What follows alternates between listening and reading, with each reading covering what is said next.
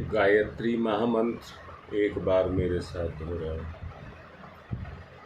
ओम भूर्भुवः स्वः तत्सवितुर्वरेण्यं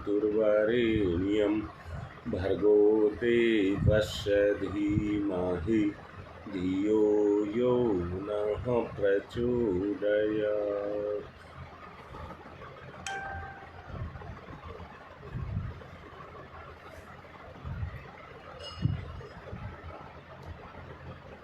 आज मेरा मन है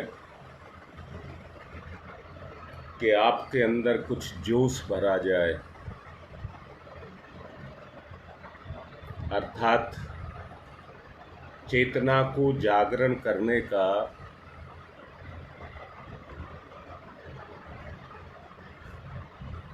क्रियाक्रम किया जाए, चेतना को जगाया जाए। आज ये मेरा मन है।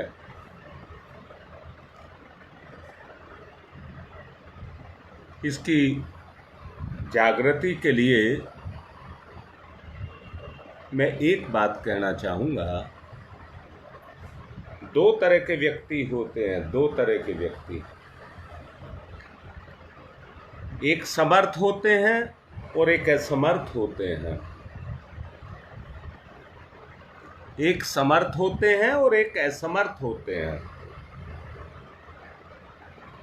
दुनिया का एक सिद्धांत है, असमर्थ समर्थ के पास जाते हैं। दुनिया का ये सिद्धांत है कि असमर्थ समर्थ के पास जाते हैं अपनी पूर्ति के लिए। परंतु आपको कैसा लगेगा कि समर्थ असमर्थों के पास जाने लगे? जरा विचार करो। समर्थ व्यक्ति अगर असमर्थ के पास जाने लगे तो आपको कैसा लगेगा?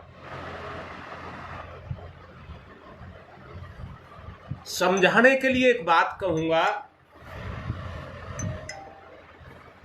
ये घड़ी जो है समय को बताती है,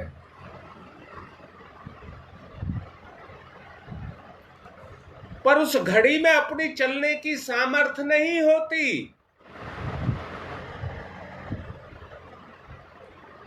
पहले घड़ियां उनकी चाबी ऐंठी जाती थी, चाहे हाथ की हो या दीवार की हो।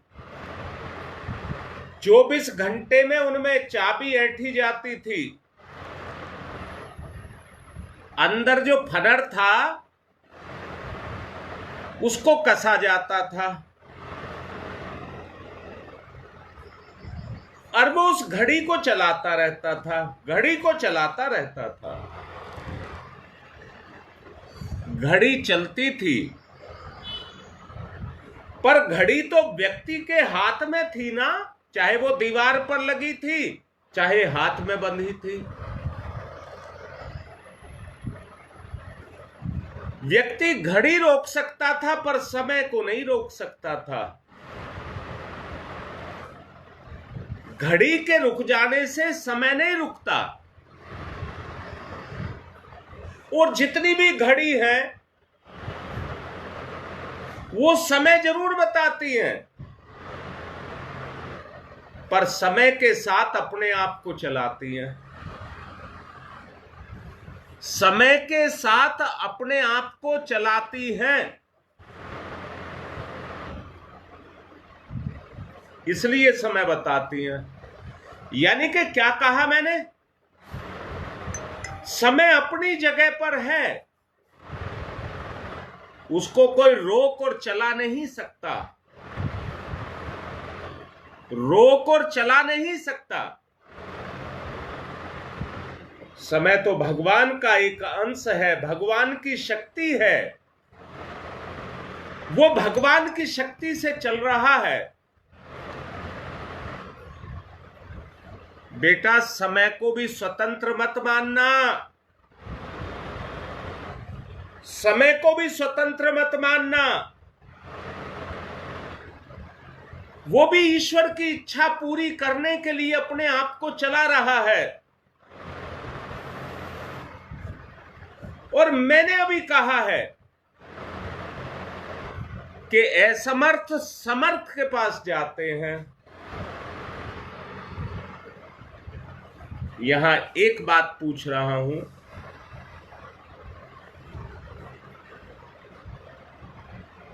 पहले समय में पूछ नहीं रहा, बता रहा हूं। बुद्ध भगवान से के समय में जो नगर की सबसे सुंदर कन्या होती थी, राजा की तरफ से उसे नगर वधू होने का सर्टिफिकेट दिया जाता था। और उसका क्या काम था? नाच, कीर्तन, वाद्य, जो भी उसे कला आती थी, उस कला को प्रदर्शित करती थी और उससे धन कमाती थी। सबका मनोरंजन करती थी, सबका मनोरंजन करती थी। परंतु उसको वैश्या मत कह देना, उसको वैश्या मत कह देना, कला की देवी कहना। अब यहां दो बात समझने की है। एक बात समझने की यह है, कितनी बड़े पुण्य उसके होंगे जो इतना सुंदर शरीर, बोली, कला उसके अंदर आई, परंतु वो पैसे के लिए उसको खर्च करने लगी। अब मैं पूछता हूं,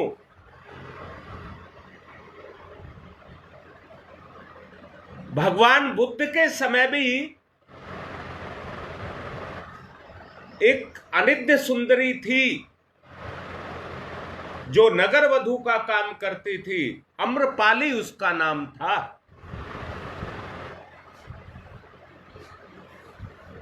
बुद्ध भगवान की शरण में आई और बुद्ध से दीक्षा ली। बुद्ध ने उसको समझाया, बेटी ये ईश्वर की समय की देन है तेरे पास,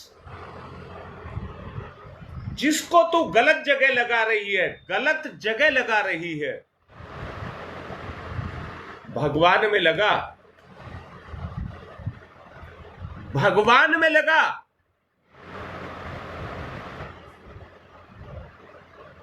दीक्षा लेने के बाद उसने यही काम करना शुरू कर दिया, बुद्ध भगवान का काम करना शुरू कर दिया, बुद्ध की शरण में चली गई।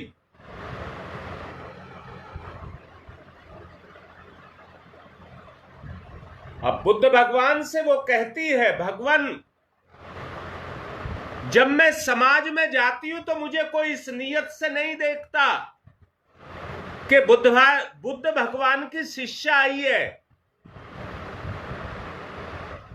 मुझे सब उसी नाम से जानते हैं, अम्रपाली नगर वधू।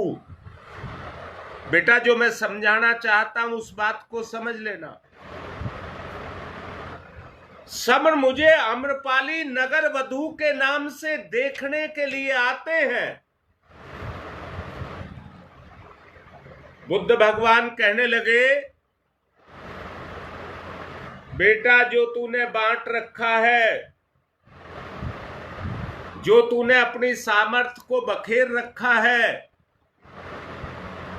तुझको उसको बटोरना पड़ेगा। एक एक कण उसका चुगना पड़ेगा। ये तेरी सामर्थ्य है। जो रूप के दीवाने हैं, भोगी हैं, विलासी हैं, वो तेरे पास इसीलिए आते हैं, तेरे रूप को देखने के लिए, ना कि तेरे विचारों को जानने के लिए। अब मैं फिर से कह रहा हूं, असमर्थों की गति समर्थ की तरफ होती है।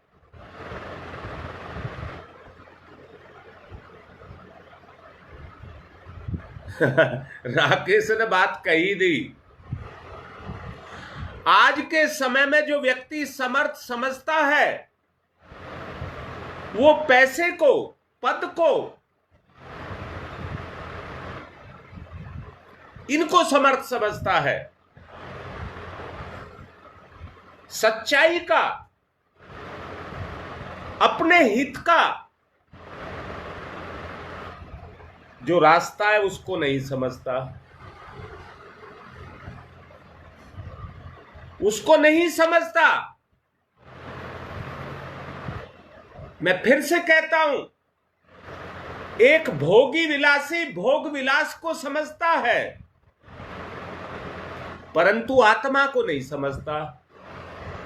एक लोभी व्यक्ति लोभ को समझता है पर अपने जीवन की कीमत को नहीं जानता। मुझे ये बताओ, दुनिया में इतने विकार हैं, अगर हमारी गति उन विकारों की तरफ होगी तो उससे हमारी सामर्थ्य बढ़ेगी या घटेगी?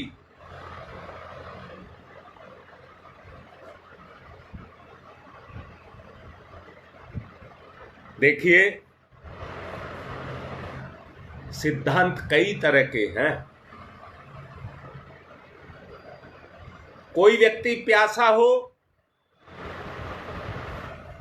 तो वो कुआं की शरण में जाता है। कुआं कहां जाता है? प्यासे के पास। बताओ, कभी गया हो तो? थका मांदा हो तो घनी छाया पेड़ की शरण में जाता है और अपनी थकान को उतारता है। फूल का स्वाभाविक जीवन है, परंतु तितली, भंवरा, मधुमक्खी उससे पराग के कणों को लेने के लिए अपने आप आते हैं। सोच लो बेटा, जो लिख रहे हो सबको सोच लो। गति की बात कह रहा हूं, गति की बात। अच्छा, मैं बात रोक करके एक बात पूछता हूं। राकेश और ललिता ने लिखा है, क्या तुम में इतनी हिम्मत है कोई तुम्हें गलत बात कह दे तुम उसे सह जाओ?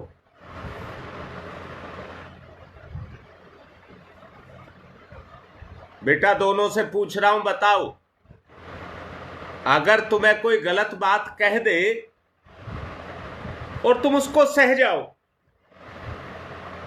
उस पर कोई प्रतिक्रिया तुम्हारे मन मस्तिष्क से ना हो,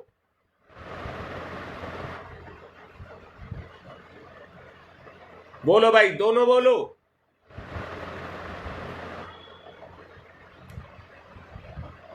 यही तुम्हारी गति होगी। तुम्हारी चेतना की गति यही है जो मैं समझाना चाहता हूं।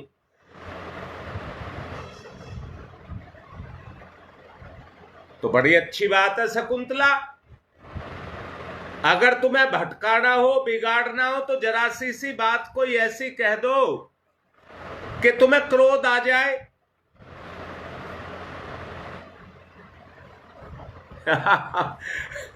वो बात नहीं कही जो मैंने पूछा है, वो नहीं कही। हाँ, राकेश ने कही है, राकेश ने कही है। तो तुम्हारी गति किधर है? ललिता बता, तेरी गति किधर है बेटा? शक्ति तो है ही नहीं। शक्ति तो, हाँ, शक्ति तो क्षीण है, शक्ति तो है ही नहीं। तो गति किसकी तरफ की जाए? बात निचोड़ पर आती है कि असमर्थ समर्थ की तरफ जाते हैं। अब तुम ये बताओ, बड़ा अच्छी बात निकल करके आई है, तुम्हें किधर जाना है? अच्छा, मैंने ये सुना है, विज्ञान कहता है भौरा, तितली, मधुमक्खी जिस फूल से पराग को ले जाती है, उस फूल पर ज्यादा अच्छा फल आता है।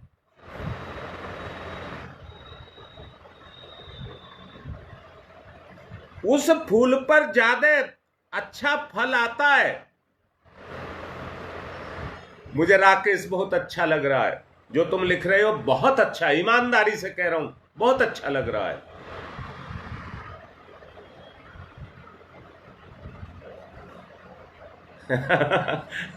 मैं ये कह रहा हूं, हंसी इस बात पर आ रही है, अपनी कमियों पर, अपनी बुराइयों पर, कि हम जा किधर रहे हैं।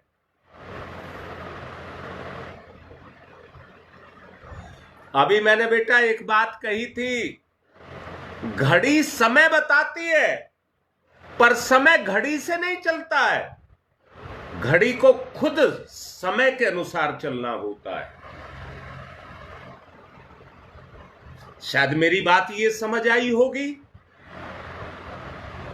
जैसे मैंने कहा पराग ले जाती है मधुमक्खी,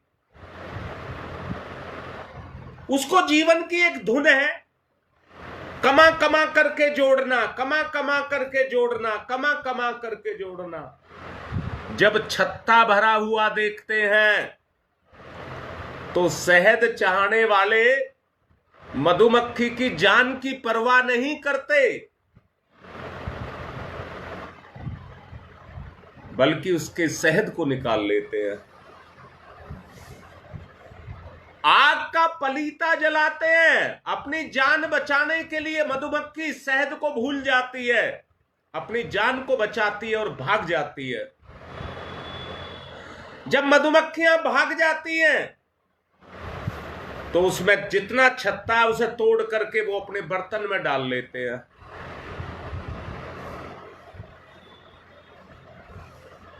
बोलो कैसी बात समझ आ रही है? गति की बात कर रहा हूं। अब अपने संपूर्ण इंद्रियों की गति को देखिए, संपूर्ण इंद्रियों की गति को देखिए, वो समर्थ की तरफ है या असमर्थ की तरफ है? अच्छा एक बात बताओ,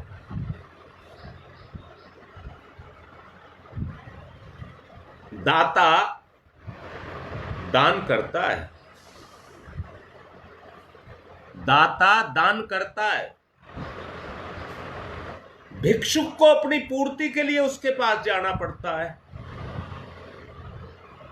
भिक्षुक को अपनी पूर्ति करने के लिए वहां पर जाना पड़ता है। परंतु दाता में दाता का अहंकार पैदा ना हो और भिक्षुक में कमजोरी का ना हो।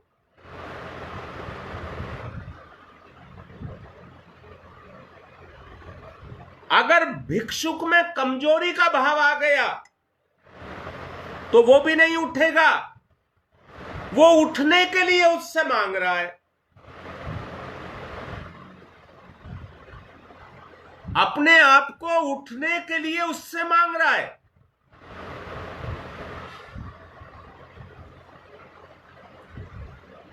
देखिए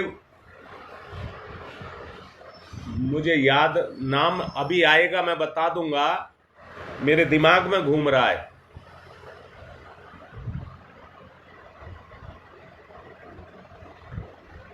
पेशे से वो अध्यापक थे, अगर नाम याद आ जाए, पवन कहां गया, पवन इस बात की कुंजी है, वो फटाक से बताता है।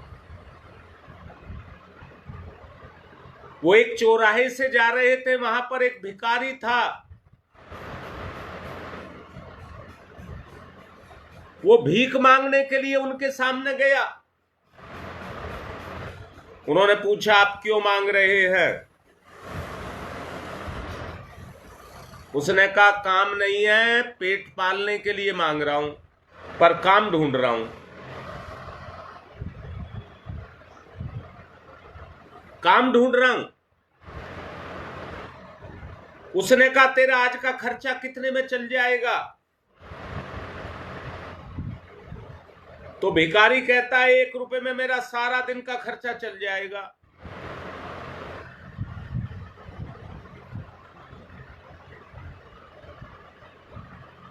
देखिए मेरे दिमाग में नाम घूम रहा, अभी आया नहीं दिमाग में। उन्होंने कहा अगर मैं 10 रुपए दे दूं, उन्होंने कहा भीख मांगनी छोड़ दूंगा, भीख मांगना छोड़ दूंगा, भीख नहीं मांगूंगा। फिर उन्होंने 10 रुपए का नोट निकाल कर उसके हाथ में दे दिया। वो 10 रुपए को लेकर के जो लगन उसके अंदर थी, अपनी लगन को जागृत किया और व्यापार करना शुरू कर दिया। व्यापार करना शुरू कर दिया, व्यापार चल निकला। हाँ बिल्कुल ठीक विद्यासागर, बिल्कुल ठीक, बिल्कुल ठीक। अब विद्यासागर जी कुछ साल के बाद में उस चौराहे से निकले। उसी चौराहे पर उसने अपना ऑफिस बना लिया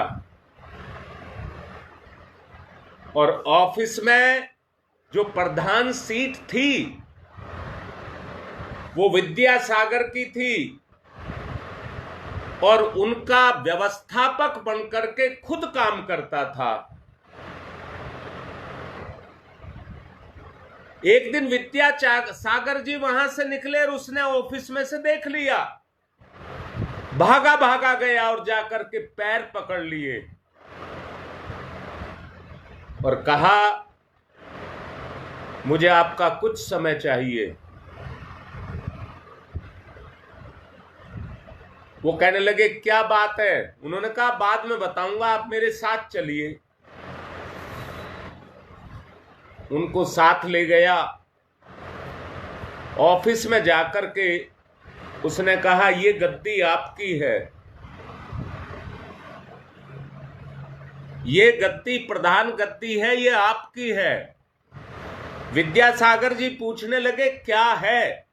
उन्होंने कहा एक दिन इसी चौराहे पर मैं भीख मांग रहा था, आपकी मेरी बात हुई, आपने मुझे 1 रुपया देने की बात की।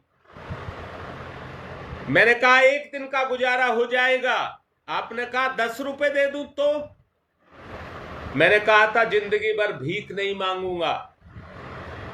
ये सारा का सारा व्यापार आपके 10 रुपए का परिणाम है। ये वहां से बढ़ता बढ़ता इतना बड़ा हो गया कि मैं आज व्यवस्थापक बनकर के इसको चला रहा हूं। इसको कहते हैं असमर्थ का समर्थ की तरफ जाना। विद्यासागर उस बात को भूल चुके थे, परंतु उसने लिया था, उसे याद था, उसे याद था। आज बताइए अगर वो सारा कारोबार भी विद्यासागर को दे दे तो भी शायद उनका कर्ज ना चुक पाए,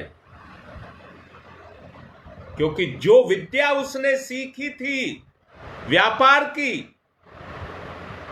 एक धन तो राकेश वो है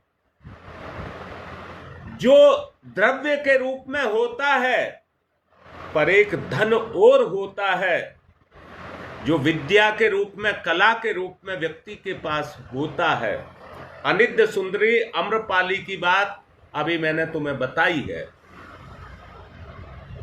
उसने पैसा भी कमाया, शोहरत भी कमाई और दुनिया के दिलों में राज कर लिया, पुरुषों के दिलों में राज कर लिया। वो दीवाने थे उसके सौंदर्य के।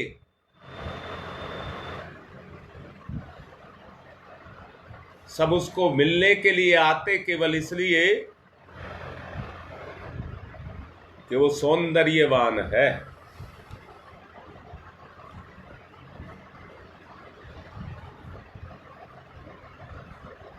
आदमी बीमार हो तो वो अस्पताल के पास जाता है, कितना ही धनी हो,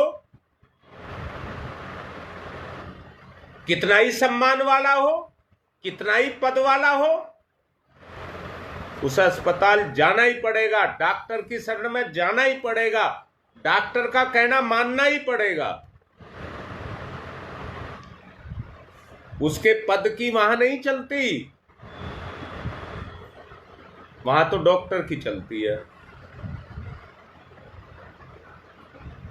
गति की बात आपसे कर रहा हूं। अगर किसी को सताया गया हो तो न्यायाधीश के पास उसे जाना ही पड़ेगा।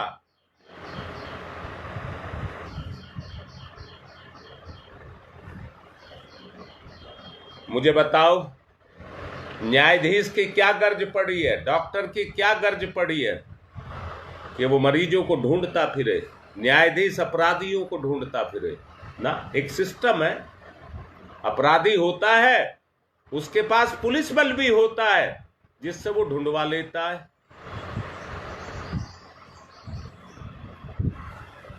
ये तो एक तरह की बात मैंने आपको बताई, परंतु दूसरी तरह की भी बात बताता हूं।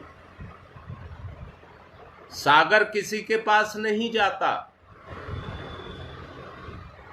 सागर किसी के पास नहीं जाता, सूर्य किसी के पास नहीं जाता।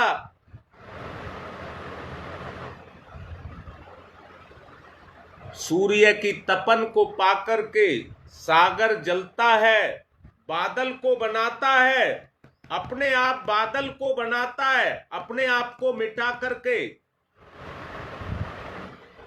बात समझ आ रही है? सागर अपनी धनराशि को मिटा करके बादल बनाता है और सारी धरती पर जल की बूंदे मोती के रूप में बखेरने के लिए भेजता है। इस बात को तो अच्छे से समझते होंगे। सागर और सूर्य की कृपा से सारी धरती हरी भरी होती है, सारी धरती हरी भरी होती है। दोनों में से क्रम टूट जाए तो सूर्य कहे मैं तो अपना तप नहीं दूंगा। मैंने एक बात आपको बोली थी, पहले उसको याद दिला देना चाहता हूं। सूर्य का एक लोक है, उस लोक में सूर्य की चलती है, किसी की नहीं चलती। राजा का एक क्षेत्र होता है, उसका कानून उसके राज्य पर चलता है, वो एक जगह बैठा रहता है और वहीं से कानून व्यवस्था को संभाले रखता है। काम करने वाले अपने काम को करते हैं, जो राजा का हुक्म है उसके कारिंदे सब अपने काम को करते हैं।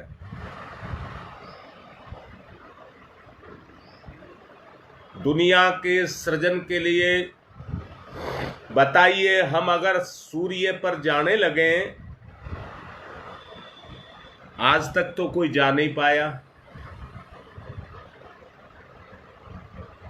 क्योंकि तेज उसमें इतना है।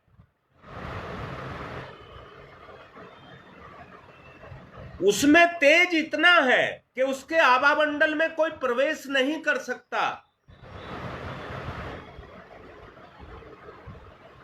परंतु धरती पर उसका लोक बिखरा पड़ा है। वहां कोई दूसरा चलाना चाहेगा तो नहीं चलेगी। सूर्य की सागर पर चलती है, सागर की बादल बनाता है और हवा उसको गति देती है। उसकी इच्छा के अनुसार जहां आज्ञा होती है वहां पर जाकर के वो बरसता है। ये मानसून सारी धरती पर घूमता रहता है। ये आगे बढ़ता रहता है। अभी यहां पर आया है, चौमासा कहा जाता है, 4 महीने का समय होता है, पर ये एक जगह रुकता नहीं है, बराबर आगे चलता रहता है, बराबर आगे चलता रहता है। मुझे एक जानकार थे, हमारे यहां अभी आम की फसल चल रही है जो सितंबर तक लगभग चलती रहती है, परंतु जो अफ्रीकन देश हैं उनमें ये मार्च में पूरी हो जाती है। यहां सितंबर तक, मैं कह रहा हूं वहां सितंबर में बोर आने लग जाता है। ये प्रकृति का चक्र है जो घूमता रहता है सृजन के रूप में। अमेरिका में अब रात हो रही होगी और यहां पर अब दिन हुआ है। पूरा उल्टा है, 12 घंटे का अंतर है, पूरा उल्टा है। कई बार परिस्थितियां उल्टी होती हैं। खेत बादल के पास नहीं जा सकता, विधि का विधान है, पर बादल को ही खेत के पास आना पड़ता है।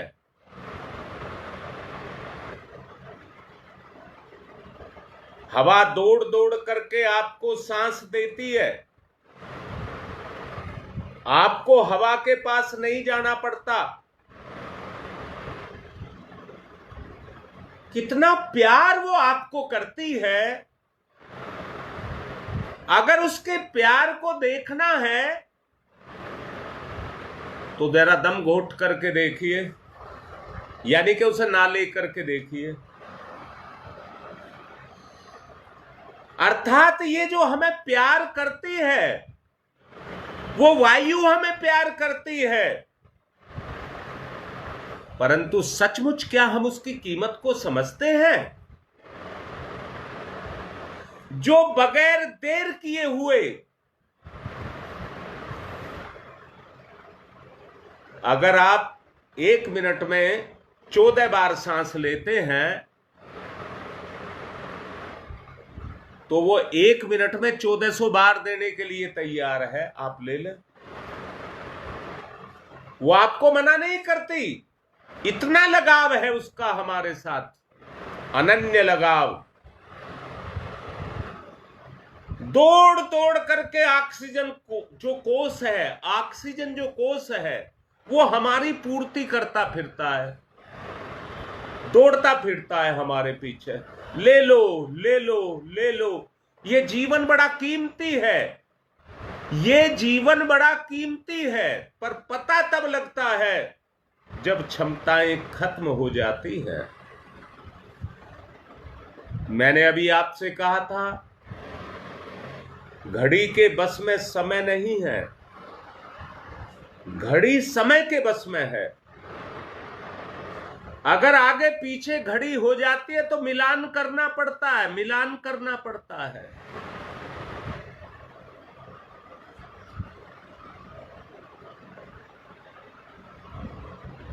सूर्य के प्रकाश का अलग प्रभाव है, परंतु प्रकाश तो चंद्रमा में भी है,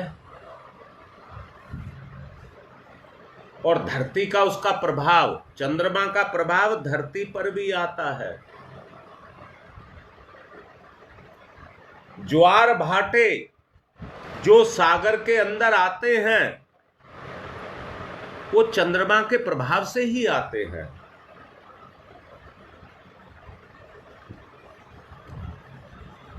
चंद्रमा का बहुत बड़ा प्रभाव पूरी धरती पर पड़ता है जो दिखता नहीं है। स्त्रियों के अंदर स्त्रीत्व का गुण है। इस सृष्टि में यदि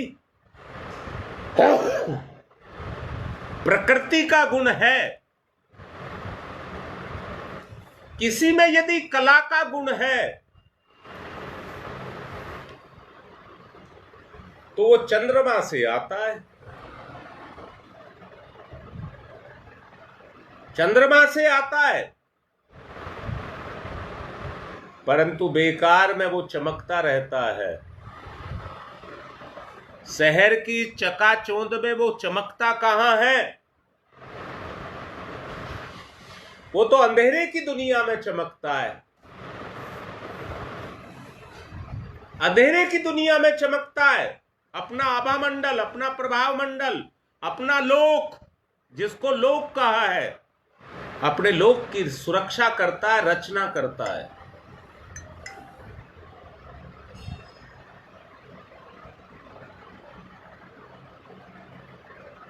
देख लीजिए, पहचान लीजिए।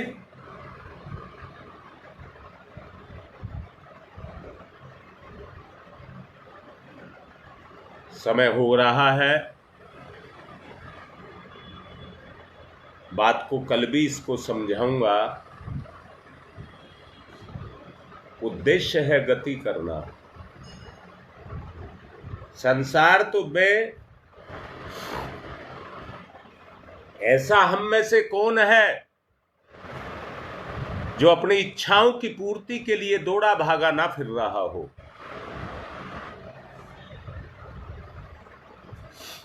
सोचिए, कौन है ऐसा जो अपनी इच्छाओं की पूर्ति के लिए भाग दौड़ नहीं कर रहा? मैं ये कह दूं, जानबूझ करके जानता है ये गलत है,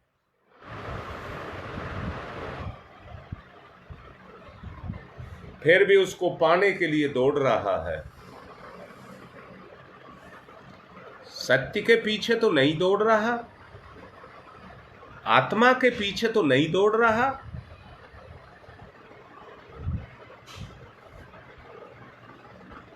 आवश्यकता को महसूस करिए, मुझे कहां जाना चाहिए।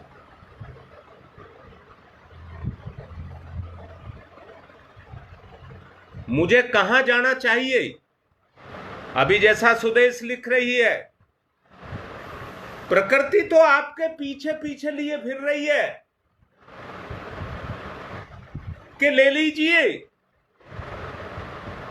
परंतु मेरी प्रकृति के अंदर विकार घुल चुके हैं और विकार मेरे ऊपर दबाव बना रहे हैं।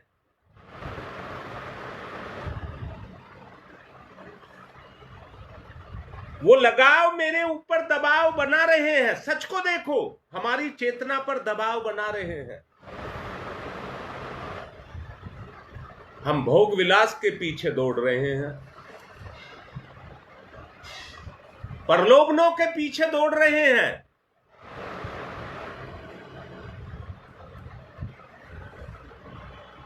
सचमुच योगेश, तुम्हारी बात ठीक है। अगर हम सत्य की तरफ जाएं, अगर हम सत्य की तरफ जाएं तो हमारा भला होगा। इस बात का दूसरा पक्ष भी मैं आपको समझाने का कल प्रयास करूंगा। ओम तमसो मा ज्योतिर्गमय, तमसो मा ज्योतिर्गमय,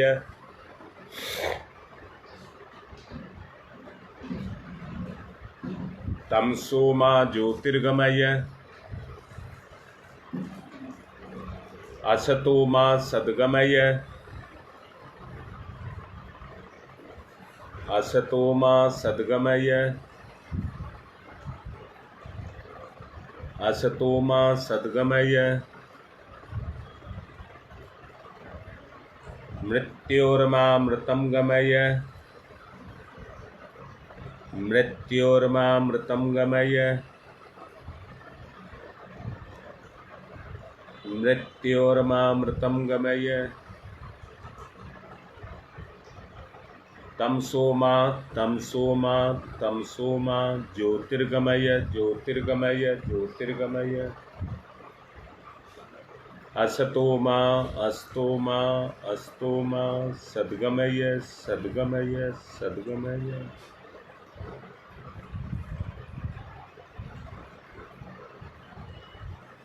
मृत्योर्मा मृत्योर्मा मृत्योर्मा अमृतम गमय अमृतम गमय अमृतम गमय। दोनों हाथ रगड़िए, मुख पर फिराइए।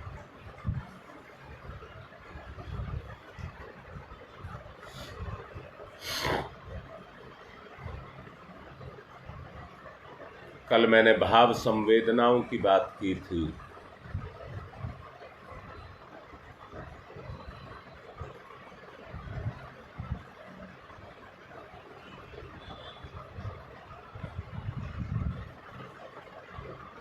ललिता कल यही बात पूछ रहा था। भाव संवेदना। लड़की तू मुझे चाहती है, मैं भी तुझको चाहता हूं।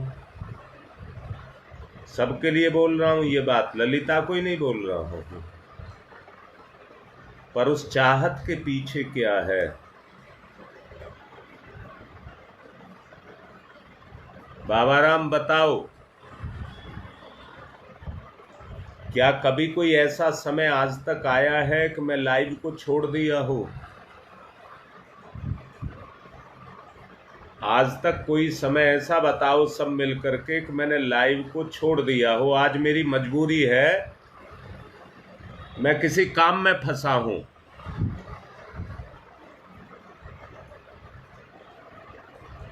सुदेश बेटा, बहुत गहरे से पहचानना, मेरा भी उद्देश्य यही है।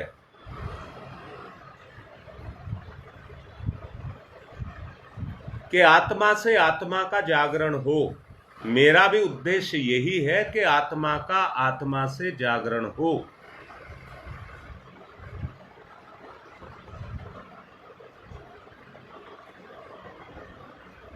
तो मैं ये पूछ रहा हूं, आपको देर कैसे हो जाती है? मैं तो इस समय के लिए तड़पता रहता हूं। ये समय कब आएगा तब सबका प्यार इकट्ठा होकर के आदर्श बन करके ईश्वर को समर्पित हो जाए, आत्मा को हो जाए।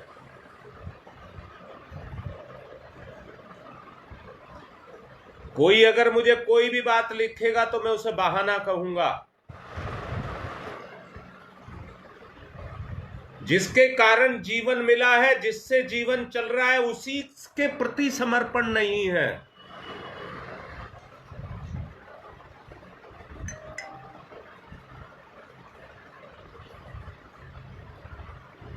रात को मैं नेहरू विहार शीला से बात कर रहा था।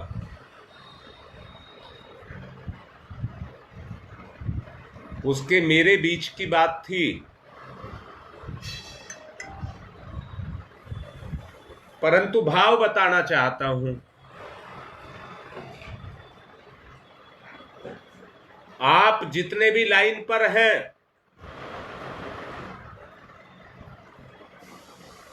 अपने परिवार और अपने बच्चों के लिए क्या कोई कमी आप उठा रहे हैं?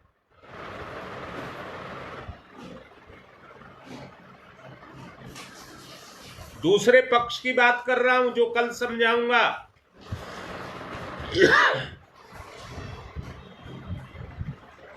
शीला मेरे से कहती है, मैंने धरती पर वो कार्य, अपने चरित्र को बचा करके वो कार्य किए जो कोई सोच भी नहीं सकता, अपनी संतान को पालने के लिए। और बड़े होकर के, मैं बात ये नहीं कह रहा हूं कि आप उसकी तरफ उंगली उठाएं, भाव की तरफ इशारा कर रहा हूं। अगर बड़े होकर के वही बच्चे दुख देने लग जाएं तो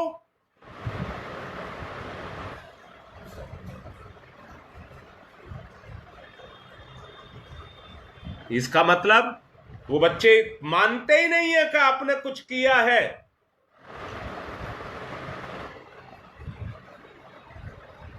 आवश्यकता है उस संवेदना को जगाने की, आवश्यकता है उस संवेदना को जगाने की।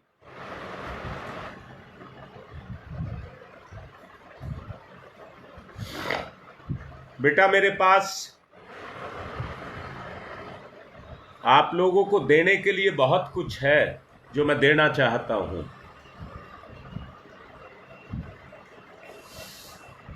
वैसी नहीं बखेरना चाहता, बेकार में नहीं बखेरना चाहता।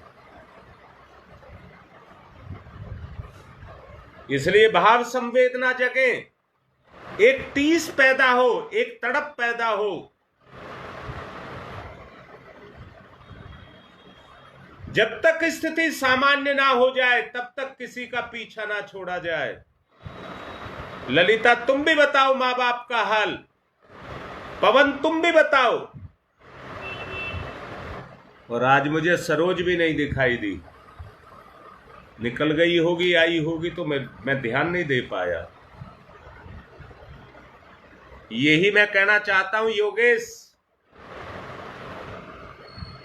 संवेदनहीनता हटे तो स्वार्थ हटे।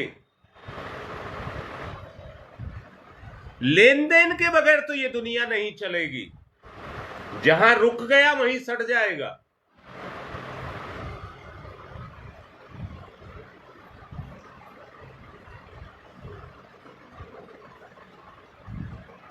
इसलिए बड़ा सोच समझ करके चलना है। समय सीमित है अब हमारे पास। जी बहुत अच्छा बेटा। देखिए तसल्ली हो रही है तुम्हारी भी और मेरी, दोनों की देखना बेटा, दोनों तरफ देखना। मैं पूछ रहा हूं तुम्हें अच्छा नहीं लग रहा क्या? मेरी आत्मा को तसल्ली नहीं हो रही क्या?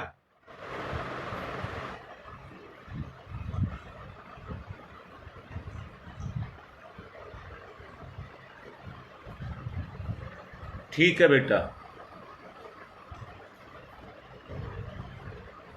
जब ये गुड़िया की तरह से नाचने लग जाएगी, काम करने लग जाएगी, तो कितनी अच्छी लगेगी। हृदय को छूने लग जाए, हृदय को छूने लग जाए, हृदय का रस जागने लग जाए।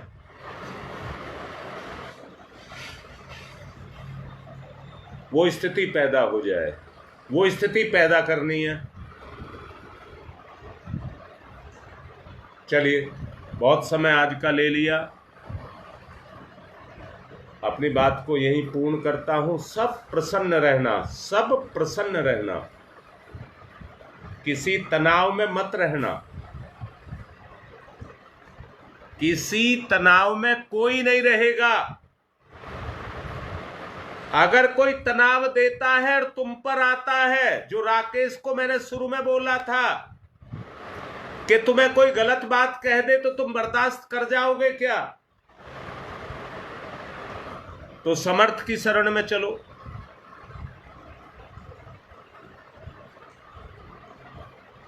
समर्थ की शरण में चलो, उद्धार हो जाएगा। आज की बात संपन्न। कल फिर मिलूंगा।